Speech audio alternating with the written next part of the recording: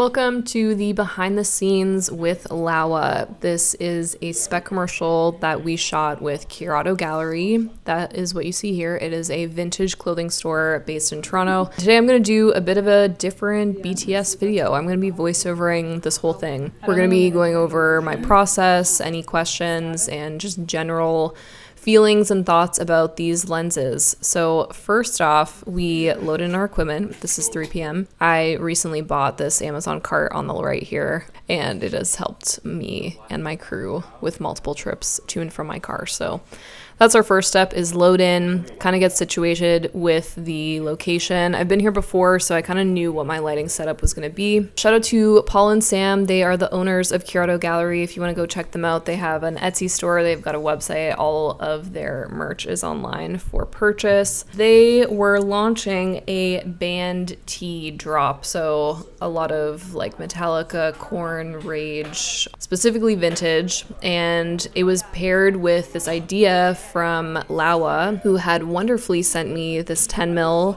and the 60mm. The 60mm is their macro lens from the Sword series, and the 10mm boasts this zero distortion. So it's completely two different focal lengths, and I was thinking to myself, okay, what is the creative here? What can I do to showcase both of these lenses within the same kind of creative concept? So Sam, who is the co-founder owner of Zero-D, he suggested this kind of, if your life isn't perfect, why should your vintage be? And that's kind of our tagline. And so with that said, I wanted to do something where you showcase the full fit. So using the 10mm wide lens, especially because this is vintage, you always want to lean into something funkier, something 90s, and you see a lot of that fisheye effect in, 90s commercials and TV. So it was a perfect opportunity to marry the 10mm and showcase those wide outfits, and then use the 60mm macro to get all of those imperfections that you see in vintage tees. So I drew some inspiration from this shoot. I'll put up some examples on the screen here. And this was done in Millinote. I basically pitched this idea knowing that that was kind of their tagline and concept. I pitched this idea afterwards to both Sam and Paul. They loved it, and so did Laowa, and so we got the lenses shipped out, and I was really excited to test these out. They're cine glass, so in this scenario, you're kind of wearing all of the hats, and sometimes with spec projects, that is what you gotta do.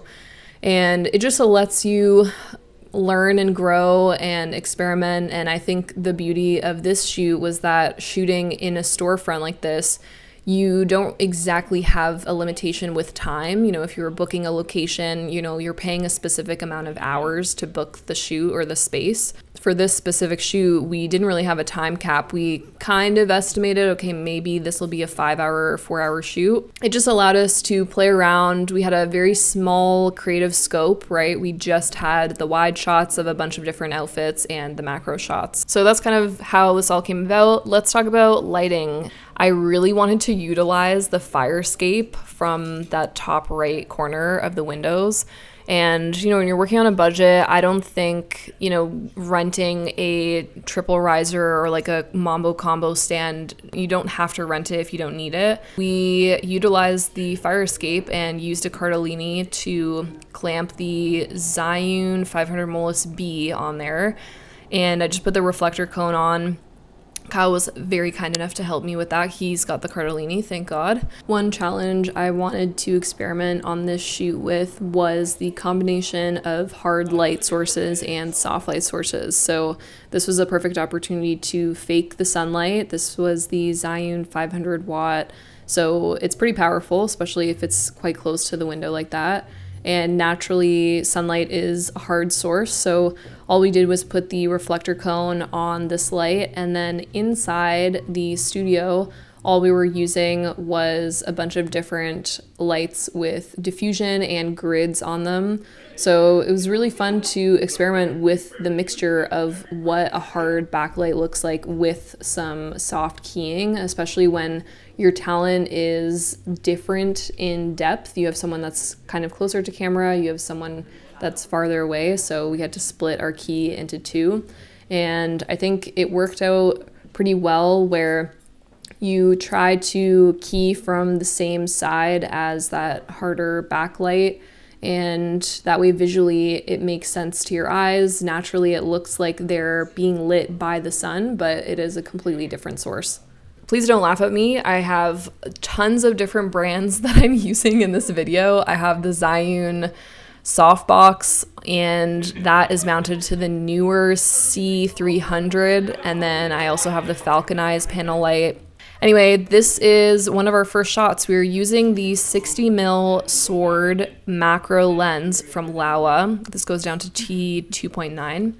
And so I wanted to kind of test out what a macro lens would look like when we aren't using it for its all intents and purposes. So I definitely wanted to use it as a true macro lens later on, but I wanted to see what a true 60mm frame looked like. You know, like what's the difference between a regular 60mm and a macro 60mm, and just to see, you know, from a user perspective, what does it feel like?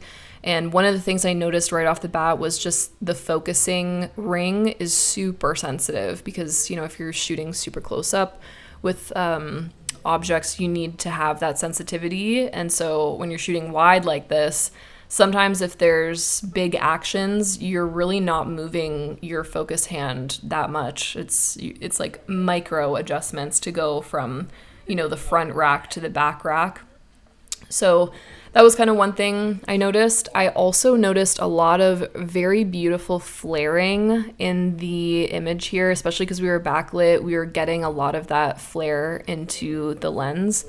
And for a general lens test like this, we put it to the test, honestly. It was really cool to see how close, you know, we can get to certain objects with the macro, and what kind of characteristics you would see with, you know, comparing this macro lens to, let's say, like a Sony photo lens or something like that. So we then went ahead and swapped to the 10mm zero distortion lens. This is a very small lens, super lightweight, and it's very funky. Like, I love these wide lenses. I think it's a very hot trend right now. Clothing stores and businesses that have that social media presence, they are also always looking for vertical content. And so you'll notice throughout this whole video, Sam and Paul are holding an iPad here. I have this connected to an app called Monitor Plus.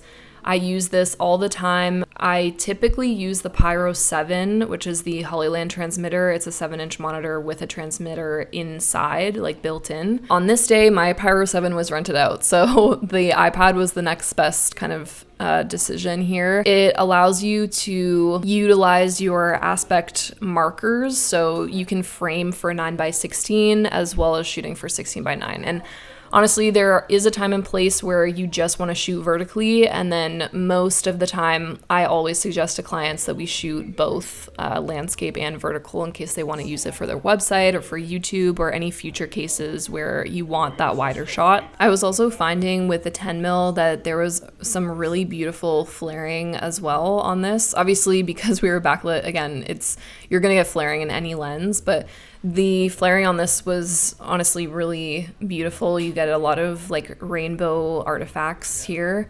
And sometimes that's a combination of like what light source you're using in combination with the lens. But it was very interesting to see when you went all the way wide open to T2.9, you'd see this like rainbow halo effect in the center. And then when you would open the aperture, maybe even to like a 3.5, 4, then the halo would go away. So I think the mindset that you have to have in these shoots is a very open one. You really want to make sure that you have, I guess, very low expectations for the day. You have maybe 1 or 2 simple ideas you want to execute, and then that's it. And use the rest of your time to experiment with the gear. Make sure your brand that you're shooting for is, you know, getting the content that they need as well. But it's just a really nice way to balance out, you know, your art and your craft, but also understanding that there are businesses involved. So it's always that very delicate balance of the two. I definitely wanted to do some panning with the 10mm, tilting down a lot, just to see how this zero distortion, plays a role, because when you're moving around with this 10mm, especially on the outer corners, usually if this was a distorted lens, you'd see, the model's arm or face getting stretched on the corners of the frame. But for this, it was very, very cool to see such a wide angle. Gear that you're using will reflect creatively in some regards. So when you think about vintage, you again think about that fisheye look, you think about camcorders, you think about just that old school, very funky perspectives. For those of you wondering, I'm using the FX3 with a lot of small rig parts. I have the handheld follow focus on the side with the rails, and I'm also using their very small 99 watt V-mount battery that's powering the Ninja monitor, which is at the top. If you have the FX3 and you have the top handle, I would really recommend getting the small rig extension handle, and this kind of closes the loop. And I think that was my biggest annoyance with the Sony's top handle. It was just really short, and I didn't feel like it was giving me enough, to hold on to. So you can kind of see at the top throughout this video, there's that silver backing that closes the loop between the top handle and the back of the camera. So it gives you a really nice contact point, and it allows me to also NATO rail my monitor to the top of my camera. So the extension plate, top handle, the V-mount, the follow focus ring, all of these accessories are small rig. I also want to mention, if you are planning on doing a spec project like this, it's really nice to collaborate with other businesses out there who will actually use the content that you're creating. And in order to collaborate with them properly, it's really important to express the deliverables that you intend on giving them. So specifics like you are giving them 2 videos between, 15 to 30 seconds, etc. This was a moment of pure random creativity. Kyle maybe had this planned, I can't remember, but he brought this kind of Sony point and shoot camera, and because this is a 10mm, you essentially have this wide perspective, like a POV, as if you yourself are the camera as the viewer. And so we wanted to kind of mimic that with this camera being magic armed to the center of frame and having it look like, this camera is fixed as we move around the room and someone is taking photos of these models. So this concept was one of those moments that were completely on the fly, and the only reason why we were able to execute it was because we kept our scope small. And if we had jam-packed our day with tons of shots, we wouldn't have been able to free flow and get creative, and that is what all of these spec projects are all about. It's just about creating an environment where there's low pressure, you're excited about the project, you're excited about the items you're shooting, and you have intention with what you're shooting, and bringing props and things like this camera really seal the deal when it comes to delivering your final product. If you have any questions on how we shot or did any of these things, please let me know. I feel like I focused a lot on mindset and process for this, so please let me know if you got questions in the comments below. Please subscribe if you haven't already, and I will see you in the next one. Goodbye.